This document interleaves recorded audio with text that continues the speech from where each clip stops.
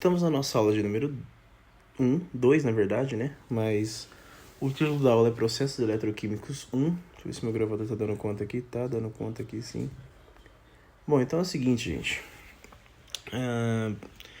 Nós temos a nossa primeira aula presencial, né? Que vocês verão na segunda e quinta, né? E nós, durante esse bimestre, estaremos falando sobre eletroquímica, né? Processos eletroquímicos, a gente vai usar principalmente a pilha para estar estudando, né? Essa área da química, ok? Antes de começar a aula, eu gostaria de fazer uma alteração com vocês. No bimestre passado eu havia dito, né? E aceitei também as atividades de aula de expansão impressas, né? Porém, esse bimestre não aceitarei, tá? Durante esse bimestre, vocês me mostrarão as atividades no caderno e eu vistarei as atividades, né? Na semana, no máximo, seguinte, a aula gravada. Então, por exemplo, estou gravando a aula hoje, vocês podem me mostrar na aula presencial mesmo, ou na semana que vem, sem problema. Mas não tudo no final do bimestre, tá ok? Vamos para mim conseguir manter a organização dos vistos e a contagem, certo? Bom, então, processos eletroquímicos 1, deixa eu só verificar meu gravador. Tá funcionando, que maravilha. Bom, então vamos lá, nosso conteúdo, né? Reatividade dos elementos químicos, condutividade elétrica de soluções. E o nosso objetivo, analisar e realizar previsões qualitativas e quantitativas sobre o funcionamento de pilhas e baterias.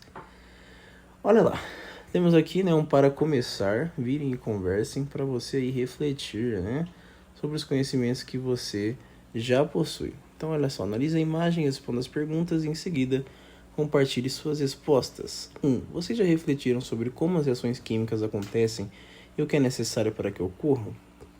Então, como acontecem as reações químicas, né? Bom, a gente sabe que química são transformações, né? A gente tem sempre dois compostos, dois elementos reagindo, combinando-se, né? E se transformando em uma outra coisa, uma molécula, né? Geralmente, um produto assim. Mas o que é necessário para que elas ocorram, né? Elas ocorrem aleatoriamente, é algo natural, ou existem condições específicas que tornam possível, né, que uma reação tenha o seu clímax atingido. Como ocorrem as reações com os metais? E os metais? A gente sabe que os metais também participam de reações químicas, né? Que os metais também reagem. E como ocorrem essas reações? A gente está vendo nessa imagem aí, né, uma barra enferrujada e ela reagiu, né, provavelmente com oxigênio, para ficar assim. Que tipo de reação é essa? Por que o ferro enferruja? Tudo isso a gente vai ver agora com base na eletroquímica. Então, olha só. A reatividade dos elementos, né? Para ocorrer uma transformação química, pessoal, o contato entre os reagentes tem que ter colisões efetivas, né? E a energia de ativação, juntamente com a afinidade química, né? A gente descreve essa condição como reatividade química dos elementos e a capacidade dos átomos reagirem com outros átomos, né? Isso também pode ser influenciado pela eletronegatividade, pelo tamanho e pela carga dos átomos. Deixa eu só ver se está gravando aqui. Está gravando sim. Continuando. A reatividade depende das características da camada de valência, né? Que é a última camada lá. Lembra do modelo atômico de Bohr? Tem as camadas eletrônicas. E essas camadas aí, elas vão, né, de K a P. E elas têm diferentes níveis e subníveis energéticos, né? E aí tá, né? Reatividade dos metais. Vocês veem que quanto mais próximo do fim aí, né, para baixo e mais à esquerda, mais reativos serão. E dos ametais, quanto mais à direita, né, e mais ascendente, mais reativos eles serão. Então, olha só, reatividade comparada, né? A gente tem aqui as filas de reatividade, ou seja, quem é mais reativo do que quem. Então, olha os metais alcalinos e alcalinos terrosos, os metais comuns e os metais nobres, né? Por ordem aí a gente vê que, no caso, o potássio é mais eletronegativo que o bário, que é mais eletronegativo que o cálcio, que o sódio, que o magnésio, e do magnésio é mais do que o alumínio, que é mais do que o zinco, que é mais do que o ferro, e aí tem o hidrogênio no meio, né? Apesar do hidrogênio não ser um metal, porém o hidrogênio ele reage com metais, então ele está aí no meio também. É mais reativo do que o cobre, que é mais reativo do que o mercúrio, do que a prata e por último o ouro, né? O hidrogênio, gente, ele não é um metal, como eu falei para vocês, mas os íons dos ácidos reagem com os metais, né? Dando início aí à série. Com os metais do início da série, vocês veem aí, né? Até o ferro ali reage. Olha lá a fila de reatividade dos ametais. O mais reativo deles, o flúor, né? Aí em ordem aí decrescente, oxigênio, cloro, boro, iodo, enxofre e carbono, tá? Vamos lá. Reação dos metais com ácido. Os metais mais reativos que o hidrogênio, né, na série de reatividade, reagem rapidamente com o ácido, podendo liberar o gás hidrogênio, tá? Eu vou colocar por último esse vídeo da oxidação do zinco, porque daí eu posso até dar fim na gravação para não atrapalhar a gravação aqui, tá? Mas veja aí, ó. O que acontece? Os metais reativos, mais reativos que o hidrogênio, eles reagem com ácido e liberam o gás hidrogênio, tá vendo ali? Então a gente está tendo o zinco reagindo com o ácido clorídrico, né? Tá ali virando ali, né, um cloreto de zinco, né, mais hidrogênio sendo liberado, né? A gente vai ver aqui o vídeo novo depois. Olha lá. Caso dos metais nobres, como o ouro, o que acontece? Por que esses metais chamados nobres, como é o caso do ouro, né, eles são tão procurados, né? Eles são tão preciosos, são tão raros? Porque esses metais eles são pouco reativos, então o potencial que eles têm de redução são muito altos, né? Então eles têm pouca tendência a perder elétrons. Se eles têm pouca tendência a perder elétrons, eles obviamente não vão aí estar reagindo, né? O que vai fazer com que eles não sejam oxidados, que eles não enferrujem, né? Olha lá, eles são resistentes à corrosão, né? Por isso que eles são valorizados e usados em aplicações como joias, né? A durabilidade, boa condutividade elétrica e resistência à oxidação são importantes em componentes eletrônicos, né? Em joias de alto valor aí, graças a essa pouca tendência a perder elétrons.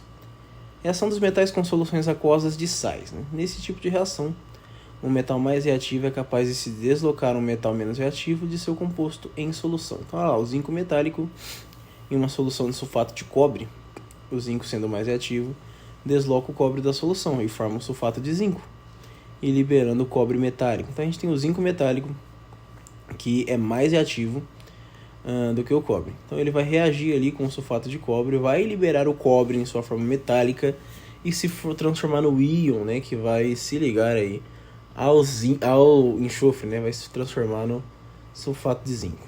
Então ele perde elétrons, passa de zinco metálico para cátion, e aí ele sofreu uma oxidação, né? E o cobre ganhou elétrons, passou aí para um cátion de cobre metálico e ele sofreu redução. Então, pessoal, como só para lembrar, né? Você vê que quem ganha elétrons é reduzido, quem perde elétrons é oxidado. E no caso aí, quanto mais eletronegativo for o elemento, maior será a capacidade dele de perder elétrons. Então, como vocês veem, o zinco lá, ele é mais eletronegativo do que o cobre. Então o cobre acabou recebendo os elétrons, né, e foi reduzido. Olha lá, aplicando. De 2012 essa questão, né? Abaixo são fornecidos os resultados das reações entre metais e sais. Então tem aí o sulfato de ferro mais a prata, não ocorre reação. A segunda, o nitrato de prata, né, mais o ferro, transformando-se em nitrato de ferro mais prata. Terceiro, ferro, né, sulfato aí, mais alumínio, formando o sulfato de alumínio mais ferro. Por último, o alumínio, sulfato mais o ferro, não ocorre a reação. De acordo com as reações equacionadas, né, a ordem decrescente de reatividade dos metais envolvidos em questão é decrescente, então é do mais eletronegativo para o menos eletronegativo, né? Então a gente tinha alumínio, ferro e prata participando. É só a gente olhar a lista ali, ó. Alumínio é mais eletronegativo que o ferro, que é mais eletronegativo que a prata. Então a questão correta seria Al, Fe, Ag. Então só pode ser a alternativa A, tá vendo? alumínio, ferro e prata em ordem decrescente, do mais eletronegativo para o menos eletronegativo. Nós temos aí essa sequência, né? Então a alternativa A estava correta. Aqui, ó. Condutividade elétrica. A condutividade é a medida da capacidade de uma substância, oh meu Deus, de conduzir eletricidade. E essa propriedade, gente, depende da presença de íons carregados que podem se mover livremente, né? Isso aí permite a passagem de corrente elétrica. Entender os diferentes tipos de substâncias e seus comportamentos em relação à condutividade é essencial para compreender os fenômenos elétricos. Vocês estão vendo ali, né, a pilha, né, fazendo a lâmpada acender e passando ali pela solução, né, pela a ponte ali, a água que está passando ali, que está conduzindo.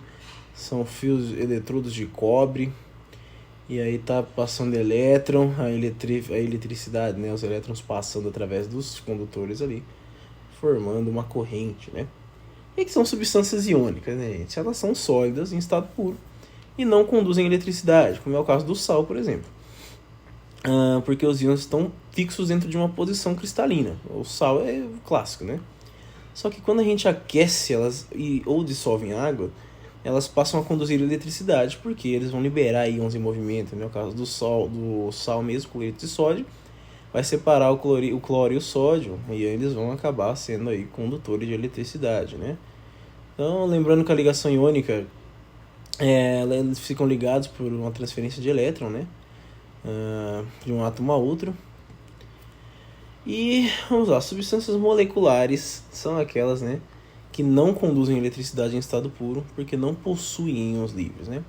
Mas quando dissolvidas em águas, algumas podem sofrer ionização, né? Um processo químico aí em que as moléculas neutras são convertidas em íons, tornando a solução condutora de eletricidade. Aí são ligações covalentes, onde eles estão compartilhando os elétrons, né? Então, o processo de condutividade pode ser a dissociação, quando a substância iônica, o NaCl, como eu falei para vocês, cloreto de sódio, sal de cozinha, são dissolvidos, né? Peraí, deixa eu ver se eu tô gravando aqui ainda. Tô gravando aqui ainda. Estou gravando o vídeo. Ótimo. Bom, voltando. Então, por exemplo, o cloreto de sódio em água, né, dissolvido, ele vai separar o cloro para um lado e o sódio para o outro, e eles se tornarão íons aí carregados que conduzirão eletricidade. Algumas substâncias que são moleculares, como é o caso do HCl, que é o ácido clorídrico, né? Ele pode sofrer ionização quando é dissolvido em água, e aí ele vai converter essas moléculas que são neutras, porque elas são ligações covalentes, né? E elas vão virar íons carregados, e aí a solução vai ser condutor de eletricidade. E a condutividade metálica, né? Os metais, enfim, eles conduzem eletricidade em estado puro, porque a ligação metálica favorece isso, né? Tem vários elétrons livres lá, e a passagem da eletricidade ou do calor ela é bem facilitada pelos metais, né? Bom, com base nas informações obtidas anteriormente sobre a condutividade elétrica, produz um mapa mental, fluxograma ou mapa conceitual. Vocês vão fazer um mapa conceitual com essas palavras-chave: substância iônica, substância molecular, conduz, não conduz, eletricidade, ionização, dissociação iônica e elétrons livres, tá? Vocês vão fazer aí um mapa mental para a próxima aula no caderno feito à mão, tá? Nada de impressões, tudo bem?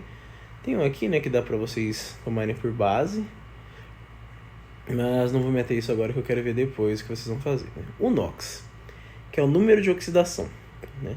Ou estado de oxidação. O que é isso? É uma medida da carga elétrica real ou imaginária de um átomo em um composto, assumindo que as ligações químicas são iônicas, né? O número de oxidação a gente usa para analisar, gente, como os elétrons são transferidos durante uma reação química. Na pilha e na bateria, a oxidação e a redução ocorrem para fornecer energia elétrica. Uma pilha ou bateria consiste em duas ou mais semicélulas, né? Cada uma contendo um material que é oxidado e outro que é reduzido, né? Um vai perder e o outro vai ganhar elétrons. Quando os materiais são conectados por um condutor com fio, os elétrons vão passando de um para o outro, né? E aí vai produzir uma corrente elétrica. A gente pode usar essa eletricidade aí, né?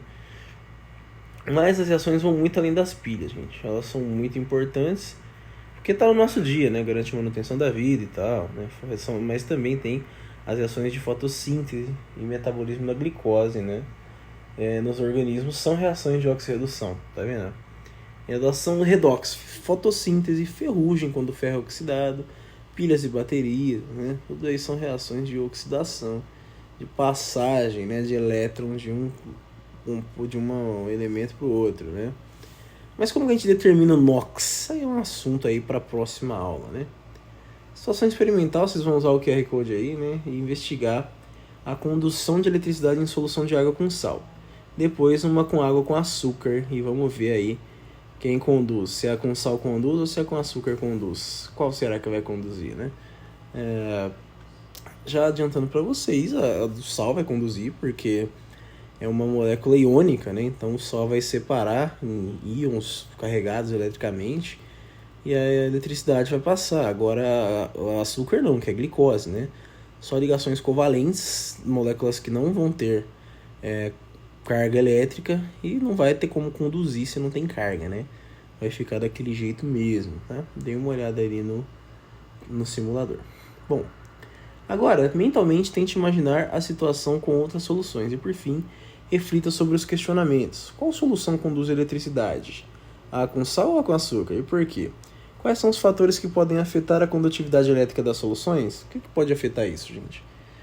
O que determina que uma conseguiu conduzir e a outra não? Por fim, a quantidade de soluto. Se eu botei mais sal ou menos, ou se eu coloquei mais açúcar, pode impactar na condução da eletricidade? Respondam essas questões que também servirão para visto para a próxima aula, mais uma atividade. E aqui uma síntese do que a gente aprendeu hoje, né? Então, a gente analisou e realizou previsões qualitativas e quantitativas sobre o funcionamento de pilhas e baterias, observamos a reatividade de elementos químicos, analisamos a condutibilidade de eletricidade em substâncias e soluções, ok? Bom, então tá aí, né? Foi nossa aula de hoje. Lembrando que essa aqui é a outra atividade fora o mapa mental que vocês precisam fazer e me trazer para eu vistar na próxima aula. Bom, nossa segunda aula é sobre isso. A gente vai estar em eletroquímica, valendo lembrar vocês que os vistos serão no máximo uma semana após a aula. Não aceitarei nada impresso durante esse bimestre, né? E essa matéria é bem mais complexa do que a outra, não é difícil, mas exige mais aplicação, né, mais estudo para entender bem esses processos, que não é coisa simples, tá? Então vejo vocês na aula presencial. Uma boa noite a todos e bons estudos, tá?